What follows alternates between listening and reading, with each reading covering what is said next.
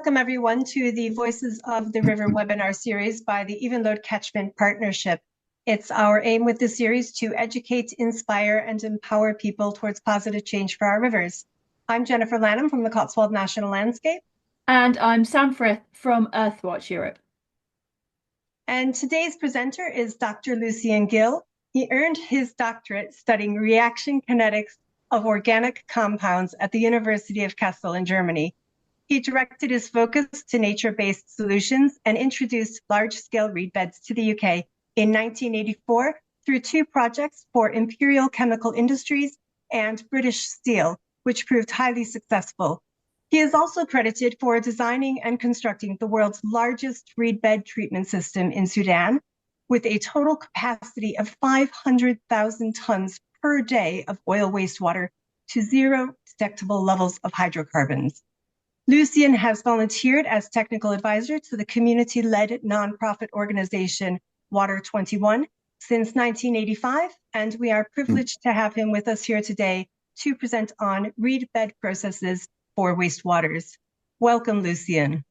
Okay, thanks very much. So off we go.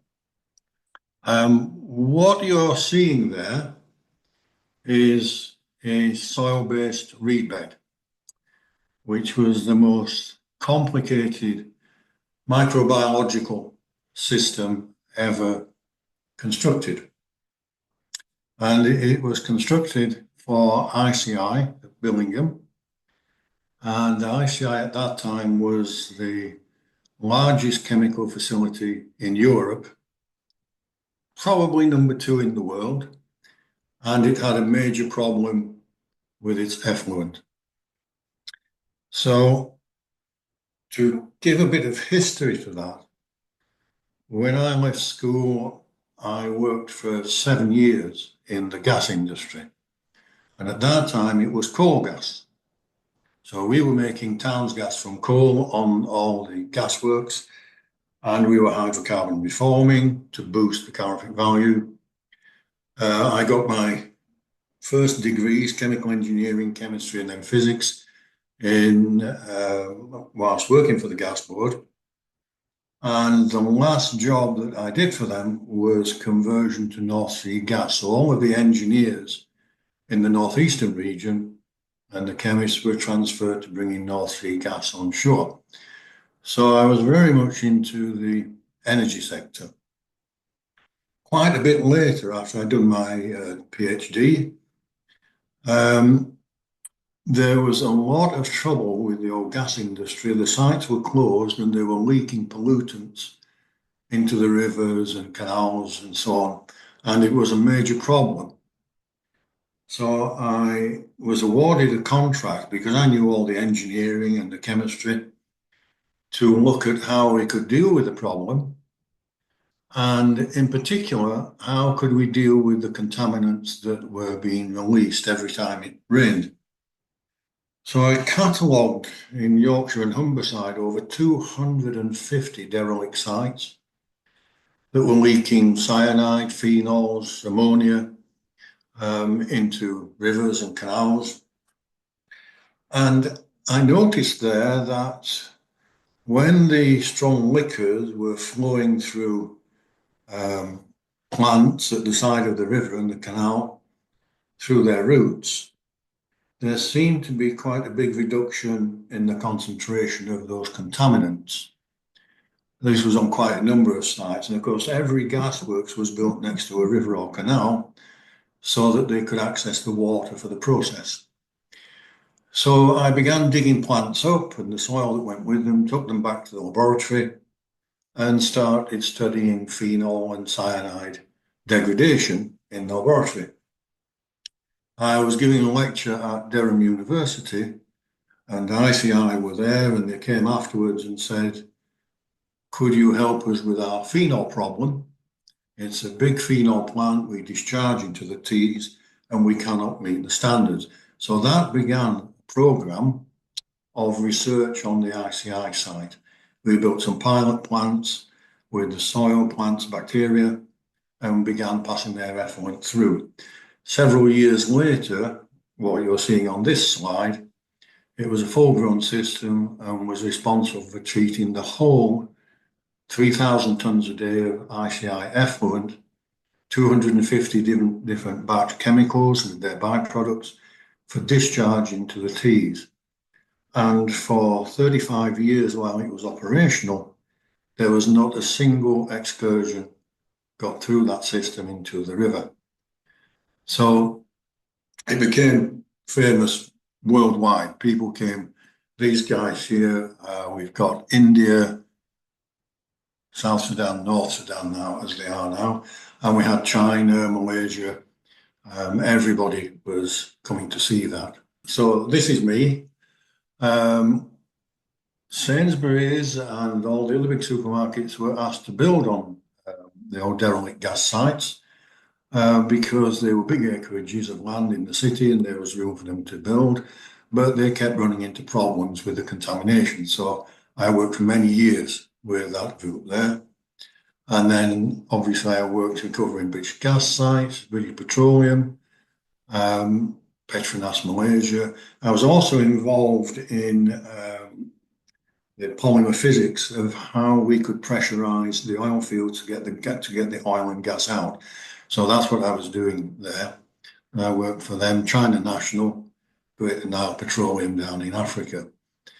Here, British Steel were producing vast amounts of ammonia effluent and Tata Steel as well, BHP Steel in Australia. And so we designed systems for them to remove ammonia, cyanide and phenols.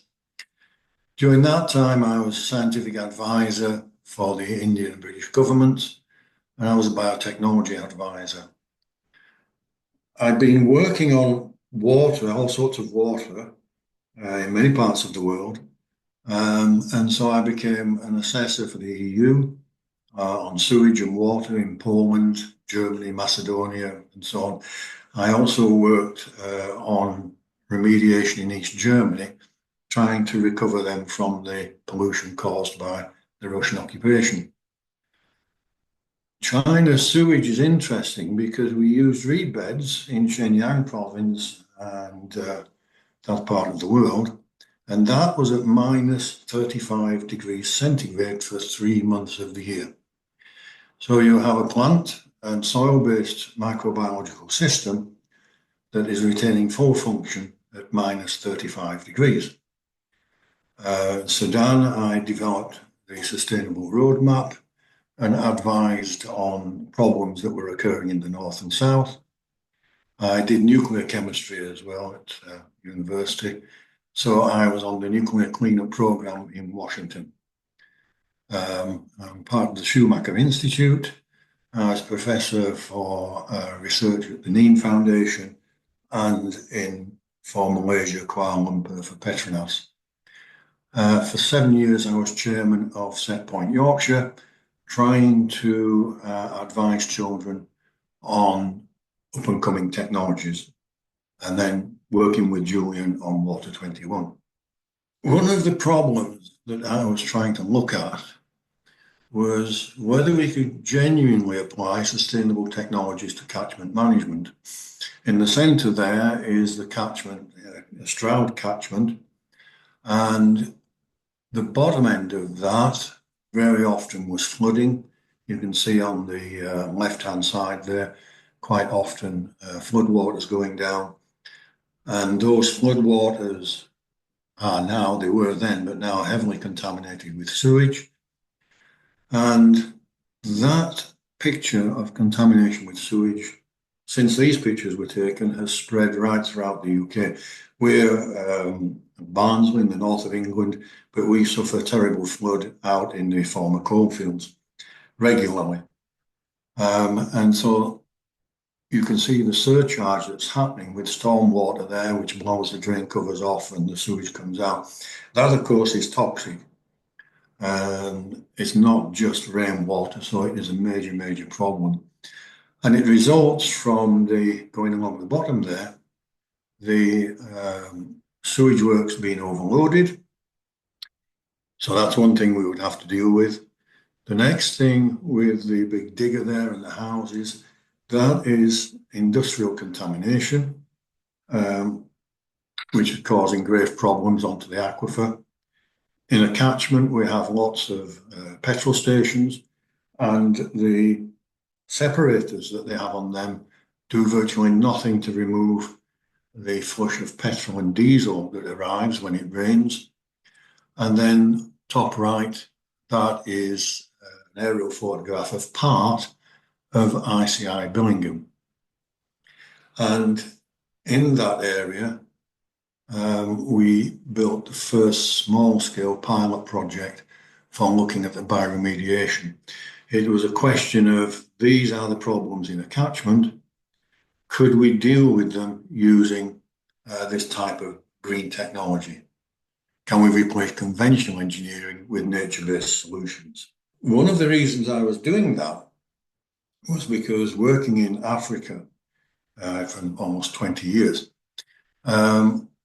we had a UN-derived and UK, US, all of the Western governments who developed the urban carrying capacity assessment that we used to try and make sure that development was controlled properly. And what I mean by that is that there is a subset of sustainable development goals that defines the appropriate infrastructure for the number of people existing or targeted. Because of the war in Sudan that went on for 30 years, there are over 2 million refugees around Khartoum. And with the peace agreement coming in, they were all going to move back to the middle and the south of Sudan. But the infrastructure had been destroyed over 30 years of warfare.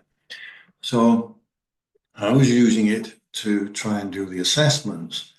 And it recognizes that there's a limit after which human activities such as development cannot be maintained. And it examines the relationship between what I've listed there, the population, energy, water, sewage, and so on. And what it says is that if you can supply water to a certain number of people, it has to be supplied at the potable water standards of the international organizations. Has to be of good quality. If you are going to deal with their sewage, then it has to be up to a standard, again, internationally set, suitable for discharge, and public health must not be endangered. So you gear the population that you want to move into an area to the health, the hospitals, everything that you're putting into that area to make sure you don't overload it, because if you do, the end result will be breakdown of that society. That was well known. So it highlights and quantifies the critical risks, and it's also applied to the rural carrying capacity, and that's on a global basis, because that brings in agriculture and food supply as well.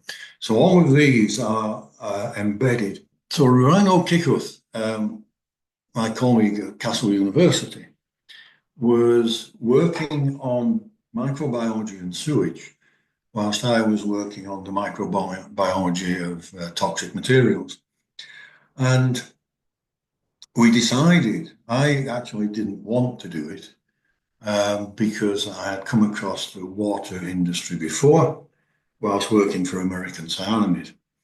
I'll say no more about that one. But it went ahead, and the Water Research Centre, which was the research centre of the British water industry, were very interested in what we were saying.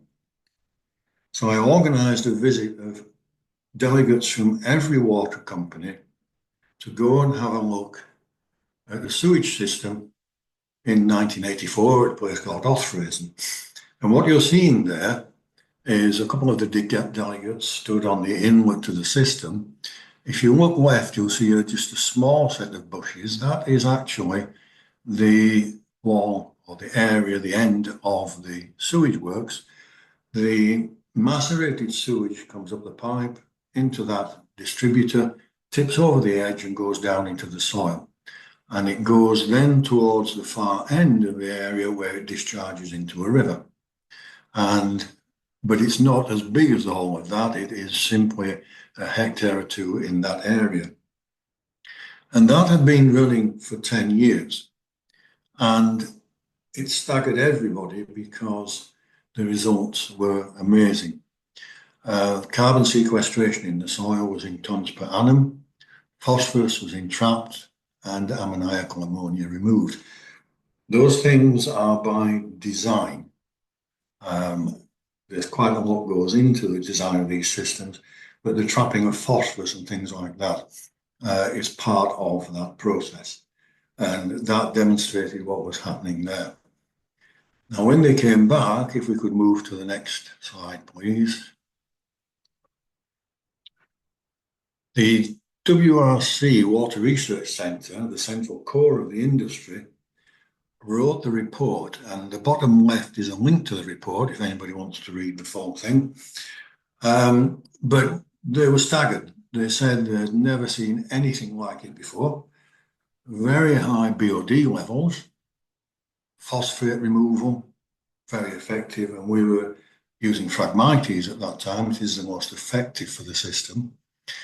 And more importantly, the number of bacteria in the topsoil, 10 to the 8th, 10 to the 9 per centimetre cube, compared with 10 to the 10 in the rhizosphere of the reed bed. Now that means that the classical land treatment, wetlands and things like that, using crops or grass to enable wastewater to penetrate, requires 45 times the land area. So you have all of these wetland systems that are actually enormous, 45 times, as a crude calculator, larger than they ever need to be, compared with the RZM. And the groundwater can become contaminated. The costs were equally staggering, 25 to 75% lower costs than the conventional treatment. We thought that was pretty good because it meant that once you had acquired the land and built the system, which has a capital cost, obviously, your energy requirements were virtually zero because they were sunlight driven.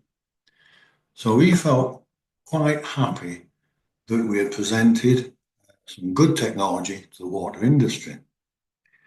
They, however, felt very unhappy because they did not want anything that had lower costs and where you couldn't carry on charging costs, because their objective was not treating sewage, but was making profits. So that caused a few problems. We were immediately shut down. The WRC got large amounts of money from Europe, and they went round to the universities and they produced working books, and they trashed the soil system and went to gravel-based reed beds, which are totally useless. But they put that out, and it was known that we were not to be allowed into conferences or publish papers under penalty of losing your grants and so on. Interestingly, the upshot of that from late 80s onwards was that we have thousands of gravel-based reed bed systems throughout the water authorities, which were all blocked with sewage sediment and so on, which we warned them about because there was no mechanism for bacteria to destroy the sewage. It was a dumping pond. They're all now blocked and they're out of commission. And they withdrew this guidebook manual that they developed with money from the European Union in 2021, and they stopped building them. However, that was the water industry. I believe Natural England are now putting these things all over the country, where you have these open water wetlands, using the same idiotic guidelines that were in this manual and resulting in the same complete mess where you create a dilute and disperse of a biologically active threat to anybody that goes in there. But there's a lot of money being earned. So, hey, that's okay, according to them. How does a reed bed work? You have a construction in the ground, usually, lined, or if you're on heavy clay, then use the clay as a bund. And you put your soil in, and you can put a gradient on the soil so that water will flow from the inlet to the outlet through the soil that you put there. And then you plant it, you give them time to grow, and you have a biological system. Now, you can either flow down a gradient, left to right, or you can do it vertically, put it on the top and go down. The choice of that depends on the effluent that you're trying to treat. For most sewage applications, you would do a left and right beneath the surface from inlet to outlet. In the soil, if you use Phragmites, as the plant grows, you can see here you've got the primary root, which goes out and up into the atmosphere, the secondary root penetrating through the soil, and the tertiary root, which are the very small hair-like structures wrapped around that secondary root. And the picture there shows you, if you wash off the soil from a reed bed system, you can see how well structured the soil is. That's very important because, as you know, if you continue to try and pass water through a plant pot, the soil will collapse and it becomes impermeable. What happens here is, because the roots grow and die over about a 7-year cycle, you are continuously keeping the soil permeable and you have a secondary rooted soil structure. That allows you to continue to pour water through at a pretty good rate. It allows it to work. And we can calculate all of these rates. But also, you have away from the root, you have an anaerobic region with anaerobic bacteria. Around the roots, where the oxygen from the air is going in, you have an aerobic biological system.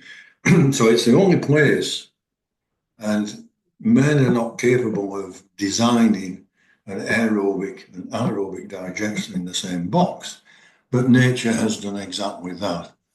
And that oxidation reduction process means that not only sewage, but virtually any organic chemical that you put through can be attacked and destroyed by the microbiology. Very, very powerful system. So that's just showing the various pathways. Blue, of course, heavily oxygenated. Red, in theory, is anaerobic. So oxygen comes in down the stem. It's diffused into the soil, much like your lungs breathe air in. And ammonia is converted to nitrogen. Organic compounds are converted to carbon dioxide and carbohydrates, or they're incorporated as sugars into the root stem and they're used as plant food. So what you're doing is you're pumping oxygen into a bioreactor.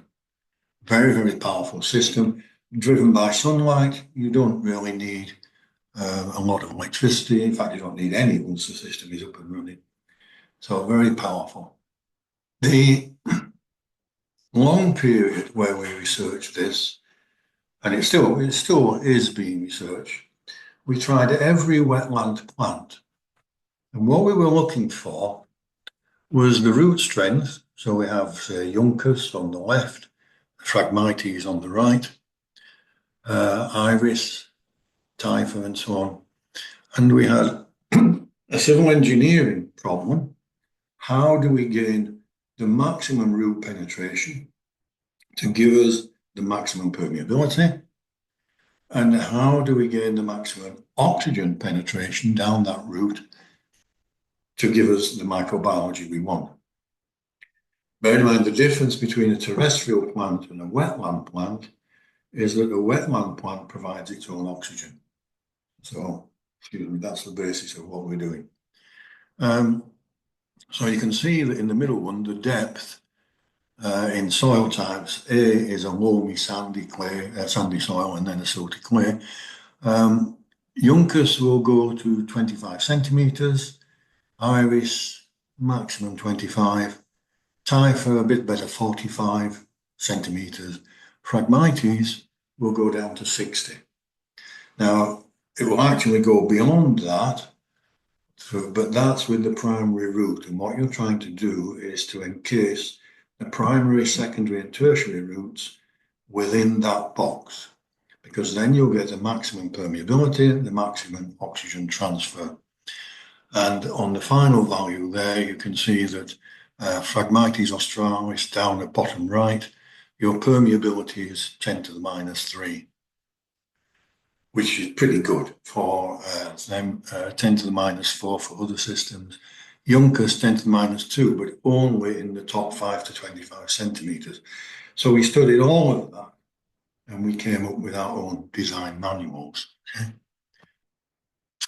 Similarly with the comparison of soil, permeability on the left, as you move from clay to gravel, that of course is highly permeable. You pour water on gravel, it will go straight through. And the rate of draining is fast. If you lift the box up, it will run out and dry.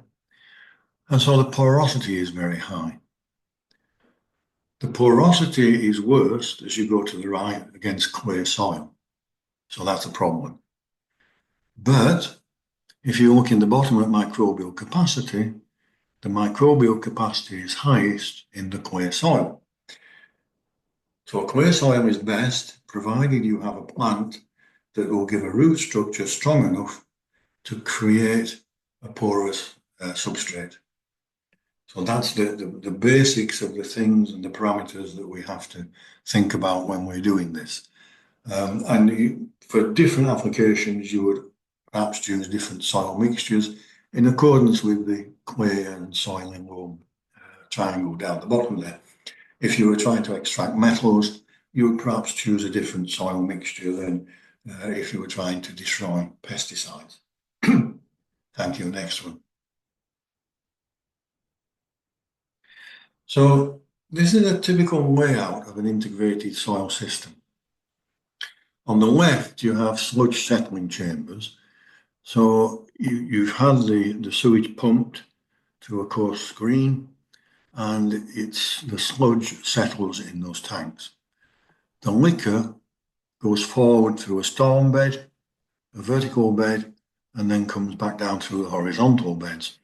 And the purpose of that is that the storm bed can handle what it says, storms. If you have a massive storm, it will not overrun the sewage works and go out into the environment or the river. So you notice on the storm bed that you have a higher bund wall. Basically, you've created a swimming pool that will hold water. Next to it is a vertical bed, which has a smaller bund. But if you get your dimensions right, when the sludge system is full, you take the sludge and you put it onto your vertical bed, and it will give you a very good active sludge or artificial soil over 5, 6, 7 years. I think later on we have a picture of the sludge being taken out. And then it goes through the horizontal bed to give it a good treatment run. Now this system is discharging into a storm, into a salmon river, so it has to be very good. The design parameters, population 1470, population equivalent 1800, because you've got a few restaurants in there with a higher BOD. Average flow, about 3,000 meters cubed a day. Peak flow, 4,500 per day. The storm extreme peak, 12,000 meters cubed per day. So for a system that's designed to treat 3,000 meters cubed, you're running up to 12,000 meters cubed without loss of treatment. Now the BOD loading then is 150 kilos a day, and your BOD is up to 160, 26 to 160, depending on the rainfall dilution. On the left is the inlet, BOD 106. The actual government sampling outlet is 3%, reduction 97%. Target required 20, so that's well within. And same for the suspended solids, we're well within that.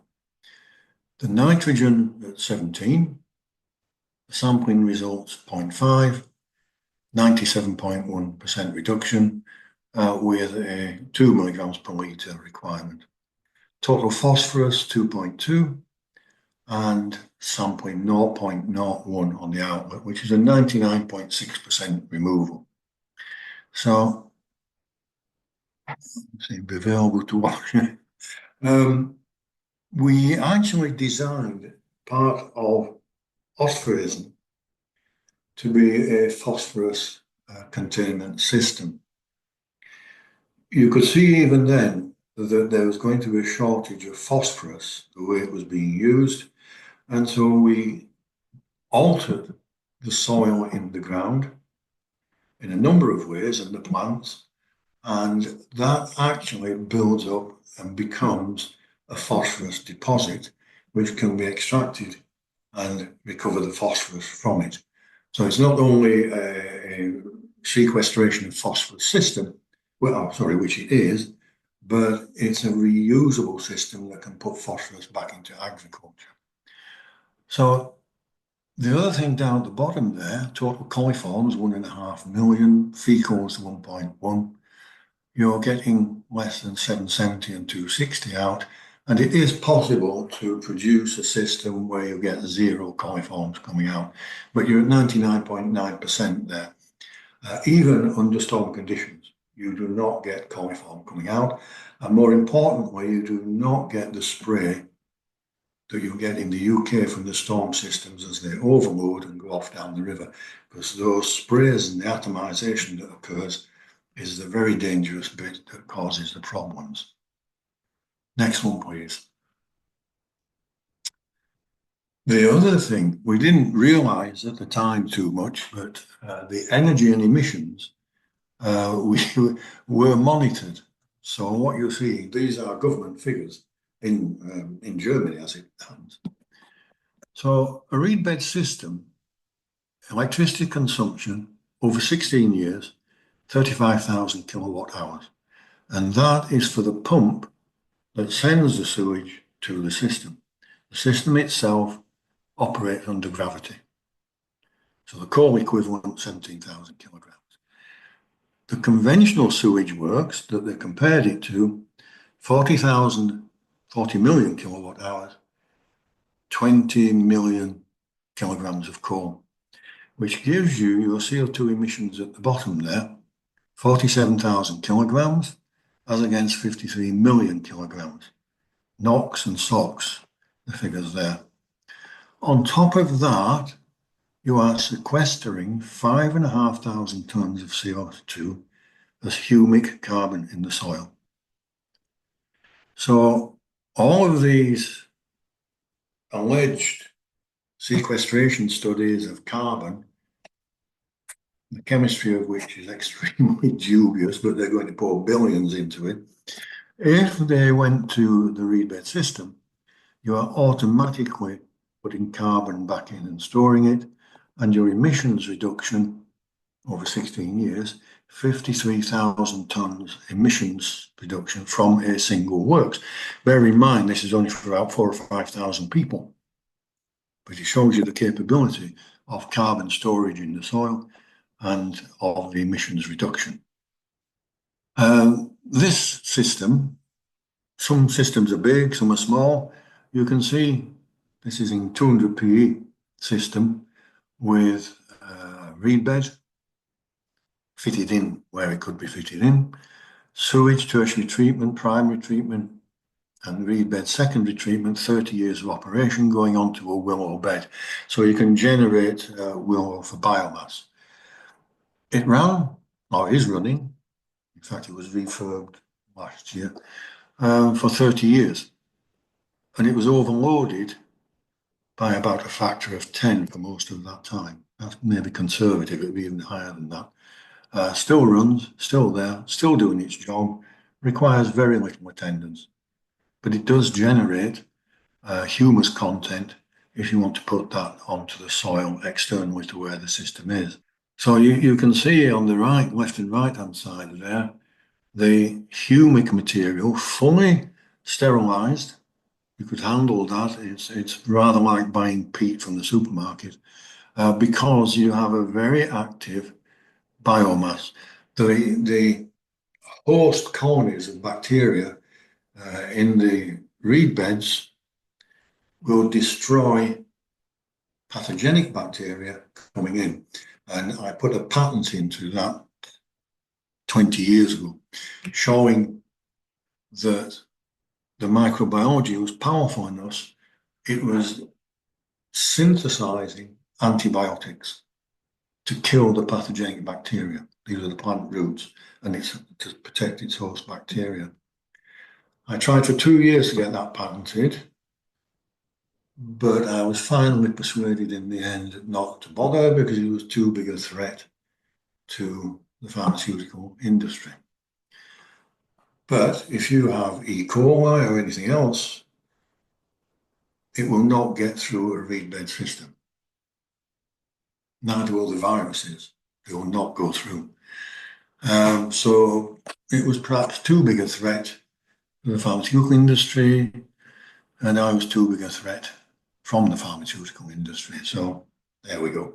This is an interesting one. This area was a major source of pesticides and herbicides in the country. Murphys. They produced over 2,000 types of treatment chemicals for agriculture, and it caught fire, burnt down, and dropped tons of their chemicals onto the ground and into the aquifer. Now, at the end of the show from the Carey's machine going left, you can just see the water there. That is the top of the aquifer. That's how close it was. And we were not allowed to dig any deeper to try and remediate the site. So what I did, and there was a national committee set up, this was such a poisoned site, and that national committee decided that the people who had done ICI should perhaps be the people who would do this, because we had the most experience with toxic chemicals. So we took the filthy stuff at the front of the picture up to Billingham. Actually, I'll get to that later. And we had a facility there where we potted them up in soil, the plants and the bacteria, allowed them to grow until we had evidence that the little potted reed systems, a couple of kilograms each, were not only poisoned by all the chemicals, but were actually starting to degrade them. So we took them back to site and we built a reed bed in that area that you see there. That solved the problem for the contaminated soil because we put that into the reed bed, but it didn't solve the problem for what had gone into the drinking water aquifer. So we had a radar scan of the chalk aquifer in that part. We saw the channels in the chalk where it was moving, the aquifer was moving, and we dropped shallow and deep boreholes to intercept the water contaminated with pesticides. We pumped it back up through the reed bed, and then it was sent back higher up and re-injected into the aquifer, so that we kept, I think, nearly 15, 20 years recycling the aquifer. And these are some of the results monitored by NRA, Environment Agency, and so on. And deodorant, endrin, DDT, permethrin, propetanphos, almost all of them 100% knockout, with oil and grease and detergents and so on being knocked out as well. And ammonia, 100% reduction. So this sat there defending the aquifer. I think we must be in about year 20 by now, and not allowing any of these, and this is only a short portion of what we're going through. Time warning from Julian, thanks. So it was extremely effective, and that it was allowed to be built so close to the houses. It was a dry surface, water went in underneath, so it was pretty safe. That's the ICI Billingham area where we started work, 250 chemical effluent types. So we're back to the original one there, and the point about this is that for 35 years we had 3,000 tonnes a day of variable chemistry, 30,000 COD, phenols, amines and detergents, 17,000 tonnes of carbon was sequestered into that reed bed, which outshadows all of the ones that they're talking about now and worldwide interest. Whyalla, Australia, these were some of the original ones I did for the gasworks.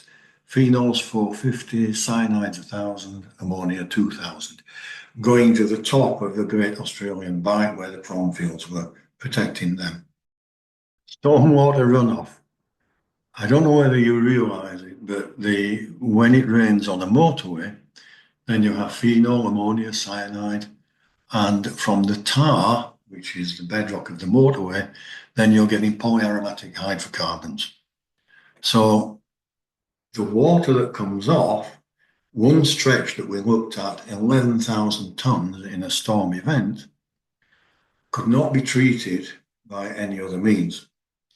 But the Clanwern system had been designed to treat PAHs, and it would handle that storm event with no problem, not releasing anything into the environment. Presently used sediment tanks, French drains, lagoons, vegetated wetlands, and you can see that transmission of PAH, on the left-hand side, every single one of them transmits polyaromatic hydrocarbons. Sediment tank, French drains, lagoon and so on. The only one that doesn't is the soil-based reed bed. And it's the same for COD, no. Transmission of metals, no. Isolated from the surrounding ecology, yes. And on the right at the bottom are the PAHs that are coming off your motorway, which are totally devastating to aquatic ecosystems. And just right, when 10% or less of the area of a watershed is impermeable, the streams and the watercourses retain good water quality. 10 to 25% impermeable, flooding occurs, especially with building houses and roads, and vegetation is stripped away. Streams in catchments with more than 25% impermeable show severe physical and ecological damage. Carcinogenic polyaromatic hydrocarbons from roads and driveways, plus temperature increases to 6 degrees, all reduce the biotic index. Heglig, Sudan, couple of the gentlemen that you saw at ICI, looking at Kordofan. Now, this is on the border, what is now South Sudan, North Sudan. 30 years of war going through here, ripping out the trees, using them, campfires and so on, killing all the livestock, killing all the people. Left it totally desiccated, turned into a desert. They were getting their oil field going, and they did not want to pollute the environment. And I'd worked for PDO in Oman on their systems, and they got wind of that. They came to the UK to look. What you can see here is the water from the oil fields. On the left-hand side, you have a series of lagoons with very dark water. That dark water is oil field process water. And what's happening is it's moving from those very dark areas through the green reed beds there. And I was working on what's called the Beyond Oil economy, which was how to build an economy from agriculture, forestry, and fisheries. And so on the left, you have an area moved out for agriculture. Further down, I think now we have 20,000 hardwoods, and there's a very large fish pond at the bottom. You can see in the middle, the two tanks are delivering hot, filthy water. You can see at the bottom, going out into the forestry, hardwoods, 2 million ton catchment storage, because you have 7,000 tons per annum of rainfall per hectare, in that area, but you're dry for 9 months of the year. So anything you do for forestry and farmers, you've got to have a water supply for the hot months. And so this is a computerized system where we designed the farmer can look at how much land he's got, what crops to put in, what the water demand of the crops is, when to plant, when to harvest, and so on. and it will balance with that big storage lagoon. And then when it rains as well, all of that goes into the storage lagoon. So the whole area is kept with water all year round. It's still there. Unfortunately, the war went backwards and forwards through it. My daughter works there now. She's running the company and rebuilding all the systems that were destroyed in the war. But this was part of the 500,000 tons per day of water treatment from the oil fields, containing storage and computerized systems for all of that area to provide jobs and cattle and fish. He was poaching so much fish, I made him my park ranger. But there is, you've got the reed beds on the right, you've got the biomass plantation, and you've got your lake at the bottom there filling with fish, which this gentleman and his friends used to remove as fast as they could. So going from what was going to be a desert, now is the animals, the plants were all gone. It was thought that they would never manage to get any animals, birds, or anything back into that whole area. After 30 years of war, there was anything that moved had been eaten. But this was within a few years, a full re-establishment of the ecology, 7 years. And that's everything from the serval cats, which were thought to be extinct, to the big lizards. We had one lizard that was 9 meters long that lived in the reed beds. We've got all of the birds, a lot of the red list birds. It became a major sanctuary from birds transmitting across Sudan. And it's still there today. Fortunately, the people are not there, but there's a lot of birds and animals. Oh yeah, this one. This is what I mean about the people who built thousands of useless gravel systems. They keep everybody else out of the industry. And the academics are all on the same take. They do what they're told. And so you end up with this thing here, which phosphorus removal 27.5. Total nonsense, because you've created an open area, which is a biological hazard. You have source target pathway. Source is the tertiary sewage. The target is people, the pathway is wildlife or them falling in off the paths into what is still active sewage. And there are no processes in there that will efficiently remove phosphorus. What they don't seem to realise is that when wetland plants use phosphorus in summer, it all goes up and it's green and lovely. In winter, you get nutrient reversal and it all goes back down. So you're okay when you first build it, you'll get some phosphorus removal, but by and large, they're a worthless piece of junk, but they're very expensive and they earn a lot of money, which was the whole idea of rebuilding these things. Oh yeah, summary. You can capture and return carbon to the soil, reduce the emissions, remove bacteria and viruses. Industrial, many types of organic effluent plus ammonia and nitrates. 99% phosphorus removal and storage to build up high levels in the soil. Pesticides, organic chlorine, phosphorus and nitrogen types all degraded. Storm systems for containment and treatment prior to controlled release. And high rates of evapotranspiration producing a cooling and moderating effect. I'm writing a book this year which will bring all of this in. And essentially what we're saying is we have to change the mindset, because we have a system that tries to take and capture all water, throw it down the drains, throw it through the sewage works and out into the sea. So the land is drying out, our environment is drying out. If we incorporate reed beds, proper ones, anything from 5 square to 10 square meters up to 500,000 square meters, it doesn't matter, they're as big as you need them. You can capture your rainwater. If it's coming from housing estates where you've got PAH, then they can be treated before release, and you can keep a good biotic index on all the water in the environment. So that's what I'll be writing about this year. Oh, that's the first book I wrote about catchments and carbon. I don't know whether we say it here, but there has been a fraud practiced with wetlands. There's a fraud being practiced with energy. And this book explains what that fraud is. So if you could buy that, it will keep me in cornflakes so that I can write my next book. And that's if you want to contact me. Thank you very much. Any questions? Well, Lucian, thank you. That was just incredible. Really, really insightful, and a short masterclass, I think, on reed beds, which we very much need to have out there in the world.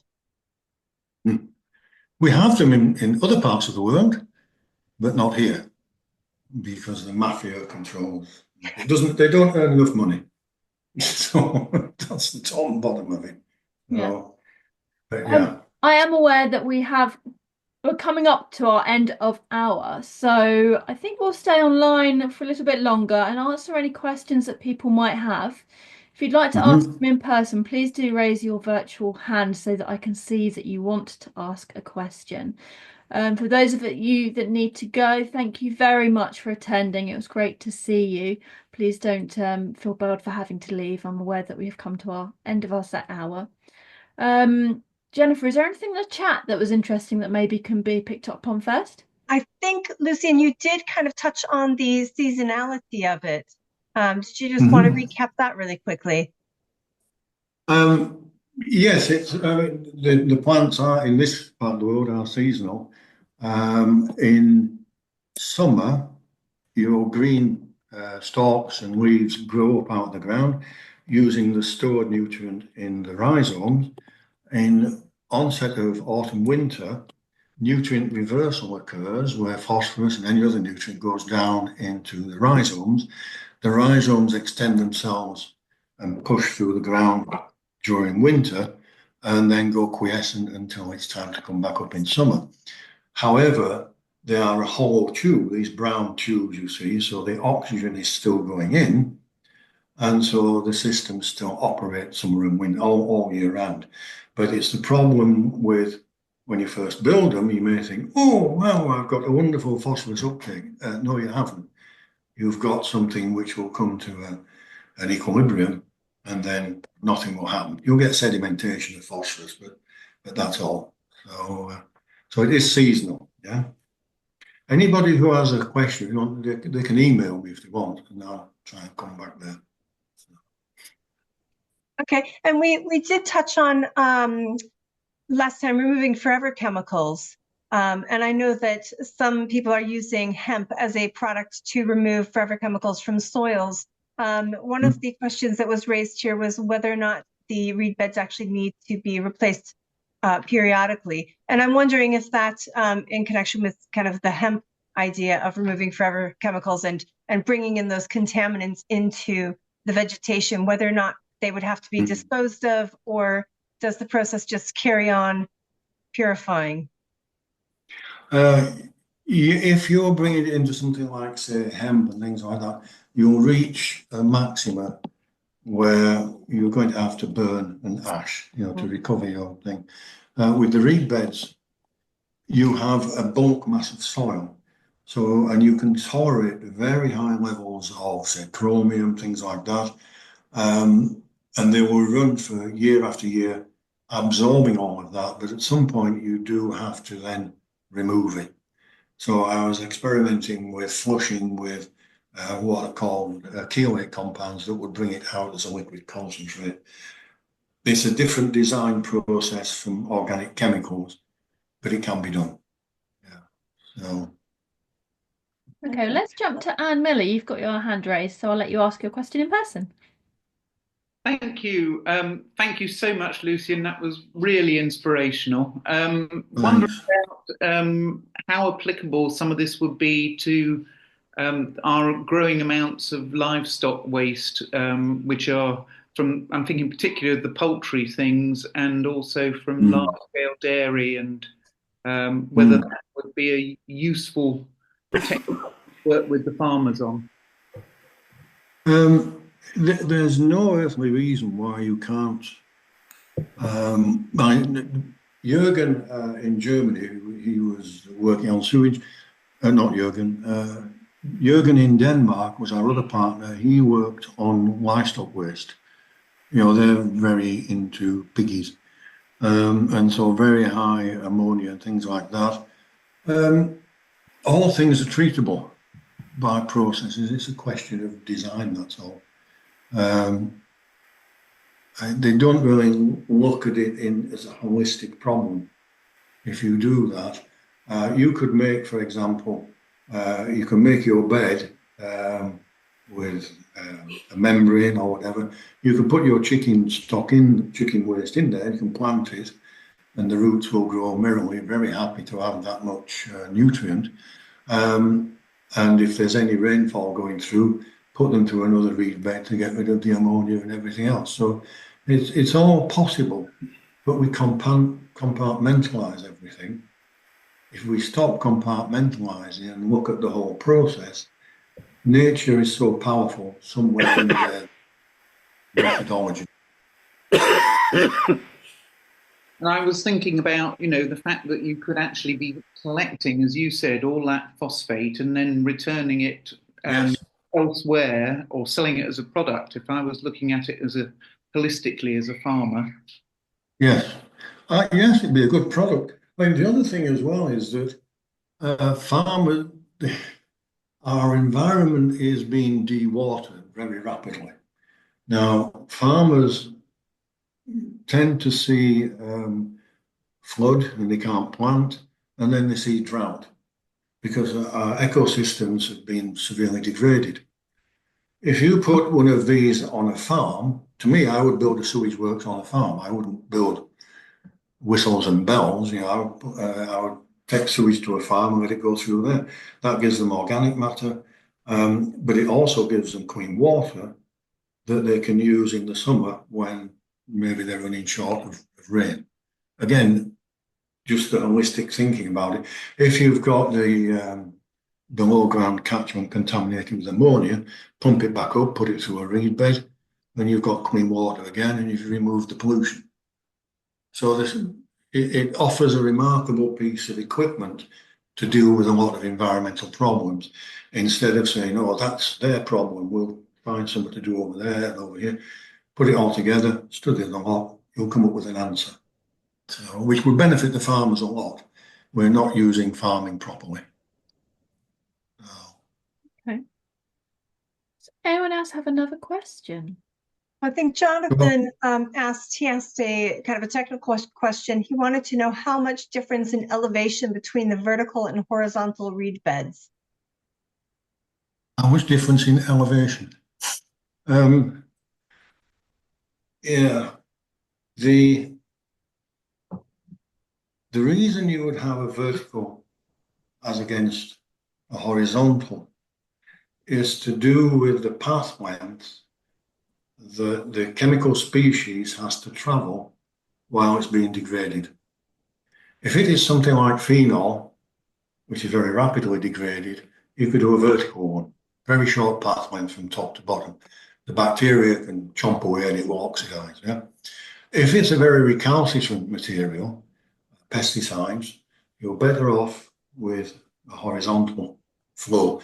And horizontal flow would be maybe 2% from inlet to outlet, just very gentle gradient going through. Yeah. So it really, the one you choose is depending on what you're trying to treat, basically. A vertical one, you put it on the top and the pipes are on the bottom. So your path length is your hypotenuse between the incoming pipe and the pipe going out. With a horizontal, it can be as long as it wants. So recalcitrant chemicals, a long path length, easy ones, a short path length. So, and sewage is easy, right? So yeah. Yeah. Okay, I think Jonathan is indicating that you've answered his question. Did you want to say anything else, Jonathan? Just in terms of domestic sewage from a small rural sewage works, the land around is pretty flat. So to be able to find the land for a larger reed bed, I didn't know whether it needed gradients. Oh, right, I see what you mean. You'd have to build it in, you know. So you can, if you're probably the small sewage works is the collection point. So if you're going to have to lift it from there to where it's going, then you've got a pump. You may have to have a pump. And then if you've got a pump, you can either put it above ground into the bed, or you can put it below ground. It's really horses for courses. Ideally, you don't have pumps, but you might need them sometime. Your bed will technically be a metre deep, allowing for the bund wall and then the internal bed. Lucian, is this the sort of content that you'll be addressing in your book that you're working on? It's sort of all and everything, because I'm looking at because I'll also include energy, because energy and the carbon scam are all integrated. They're talking about 20 odd billion for these carbon capture schemes, which are ridiculous chemistry. And you don't get anything, but if you use sewage, you can carbon capture, recarbonize the soil, and you can stabilize the temperature. So it will be all of the sustainable development bits integrated so that you can see the whole holistic picture. Okay. And where are you? And where are you going to? Where can we find this when we want to buy the book when it's published? I'll come and tell you, and you can offer me some money for it.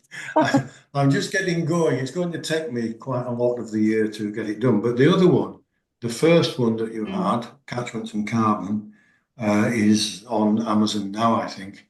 That, if you like, is a bit of a primer, and it talks about the environment in terms of what happens when you put housing and seal the aquifer so the water can't get through.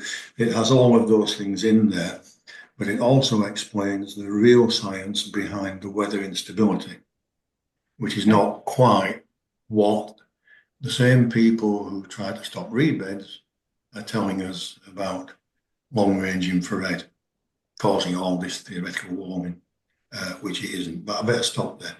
The last time I talked about that, I got thrown off and they threatened to close the station down. Okay, well, let's transition then. Amanda Davis, you had a question. Would you like to ask that now, please?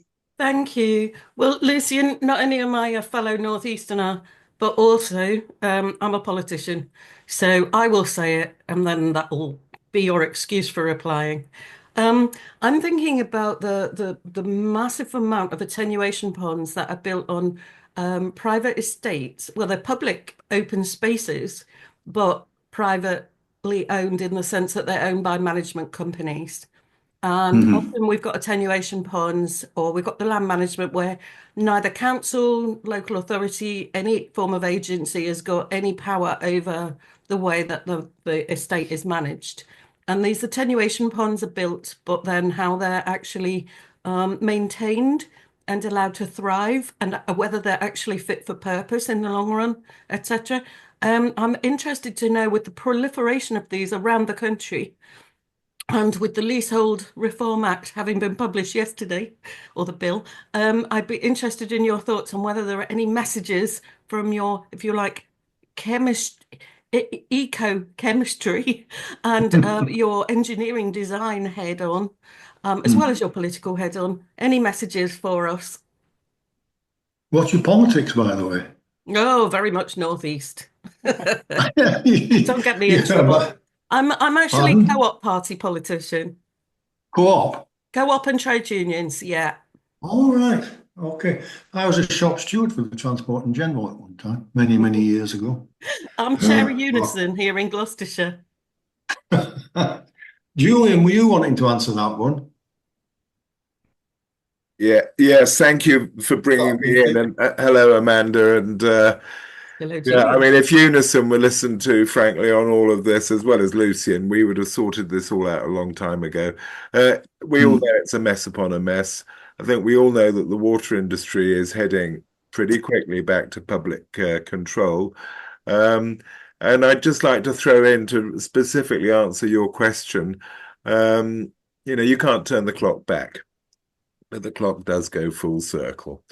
And if I had any major influence, I think an awful lot of this needs to go back to local authority control, to have sewerage infrastructure separate from development and planning. It all needs to be under one roof, of course.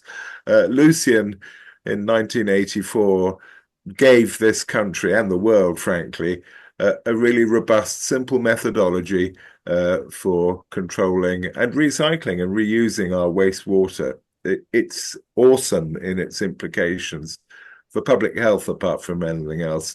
But coming back to your point, Amanda, all these private SUD schemes need coming under local authority control. Of course, they get built as a part of the planning requirements, and then no one looks after them.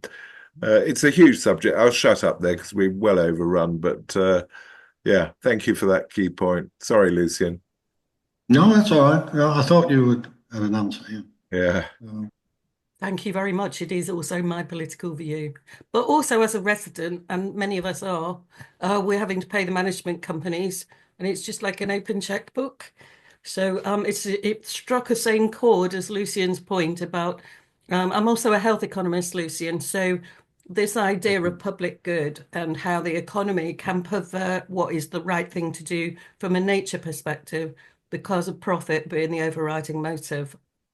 And on that note, I will shut up. Well, unless anyone has got any other burning questions, we're going to do as we usually do and ask our guest our last question. Oh, Sam? Anne, I can see you waving.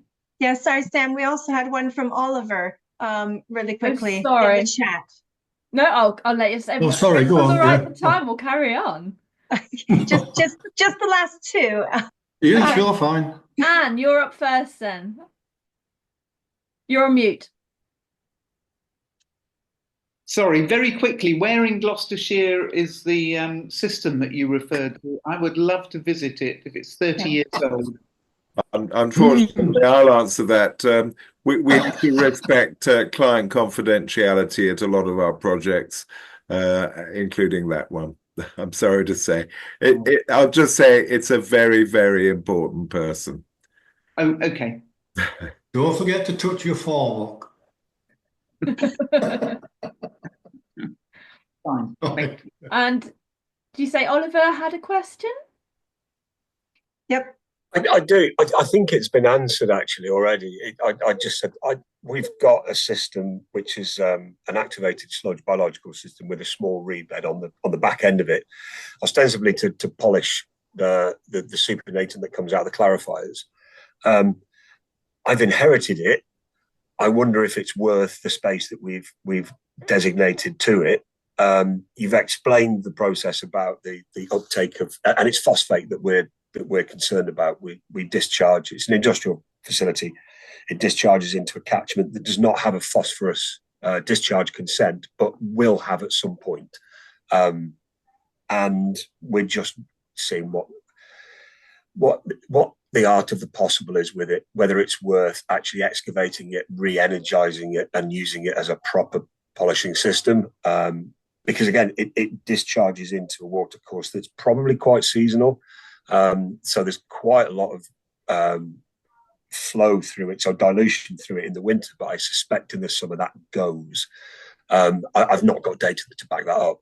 So I'm just wondering whether it is worth keeping it as a biological treatment system, or as we've had proposed, dosing with ferric to remove the phosphorus as part of the RAS that we take away, or the activated sludge that we take away. Have you got any dimensions and quantities? It's probably, concentrations? it's probably, so the phosphate going into it can range between 5 and 10 milligrams per litre. Sorry, yeah, the phosphate. And and it just goes through a trickle system. It's all gravity fed, of course. It's probably 15 meters by 8 meters, and a depth. It's a gravel based one, and probably a depth of 1 meter. I'm just not sure that it does anything, but I do think that if we could put something better in there, it would work better. Yeah, I mean, gravel probably will not do very much. I mean, in the short term, the thing you can do is put some iron in instead of ferric. It does be ferric all the time, but it'd be a lot easier putting some iron, small iron bar in, and dropping it out like that. If you get a problem with it, and that will give you more time to decide what you're going to do. But you're right. I mean, gravel and plants will do nothing. It'll come to an equilibrium, and that's it. Yeah. So, yeah, it's a problem. We carry on using it. Yeah. So, but I mean, if you wanted to in the future, you could. What's your base effluent? What levels? No. What is it? Sewage or? No, it's processed water from a poultry hatchery. All right. So ammonia and BOD and everything else. Ammonia, as well. BOD, spermicides. Yeah. Right. Okay. Can I, Oliver? Can I just jump in here, and Lucian? I'm sure if you'd like to send Lucian or I some pictures and some flow data by email, we'll make some informal suggestions. If you're near Gloucestershire, I can visit that sort of stuff, so we'd be happy to help. Okay. Yeah. We'll do that. Thank you. Okay. Fab. Is that everyone? Yeah, let's go with our book question. Yes. Lucian, I know you held it up just a moment ago, but please tell us your favourite book, please. This was quite a few actually, being nearly 80. From the Isle of Dreams, basically anything to do with the Celtic Revival. This one is very Hebridean. So my favourite holiday, if you like, would be maybe on South Oost with my feet up reading a book about the Celtic Revival. It's just very pleasant, very calming, and so on. Yeah. So anything like that. Who's the author on that, Lucian? Pardon? Who's the author? Oh, it's a collection. It's a selection by a chap called John Matthews. Amazing. Thank you. Okay. Well, Lucian, thank you very much. Thank you again so much for joining us today. It's been really informative and good. Yes. Any queries, just email them. Yeah. And you can buy the other book, which I didn't mention. Get the first one out there. We'll buy that, and then the second one as well, as soon as you can. Yes. Okay. If I survive to write it, yes. Well, sorry, I've got to say, you'll notice that my name for that one is Lewis Caborn, because I didn't want Greta Thunberg and her mates throwing bricks through my window, because it gives the real science behind the weather instability and knocks climate warming on the head. So we shall see. Amazing. Thank you so much. Thanks for all your efforts. Thank you.